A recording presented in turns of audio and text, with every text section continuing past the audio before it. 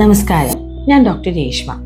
ഇന്ന് നമുക്ക് nutrition deficiency എങ്ങനെയാണ് ഹെയർ ഹെൽത്തിനെ ബാധിക്കുന്നതെന്ന് നോക്കാം. പലപ്പോഴും ഹെയർ ഫോൾ ഉള്ള ആൾക്കാർ നോട്ടീസ് ചെയ്യാത്തൊരു കാര്യമാണ് ന്യൂട്രീഷൻ ഡെഫിഷ്യൻസി. പലരും വിചാരിക്കും ഞാൻ നോർമൽ ഡയറ്റാണ് കഴിക്കുന്നത്, എന്നിട്ട് എന്റെ ഹെയർ ഫോൾ കുറയുന്നില്ല. ഇത് എന്തുകൊണ്ടാണ്? നിങ്ങളുടെ മുടിക്ക് ആവശ്യമായ അയണും പ്രോട്ടീൻസും വൈറ്റമിൻസും ശരിയായ രീതിയിൽ നിങ്ങളുടെ ഫുഡിലൂടെ ലഭിക്കുന്നില്ല. ഇവ ലഭിക്കാതിരുന്നാൽ എന്താ സംഭവിക്കുക? ഹെയർ റൂട്ട്സ് വീക്ക് ആവും, പുതിയ ഹെയർസ് തിന്നായി വളരും. അത് ഹെയർ ഹെൽത്തിനെ വളരെ മോശമായി ബാധിക്കും. ഇത് ഗ്രാജുവലി എന്താ സംഭവിക്കുക?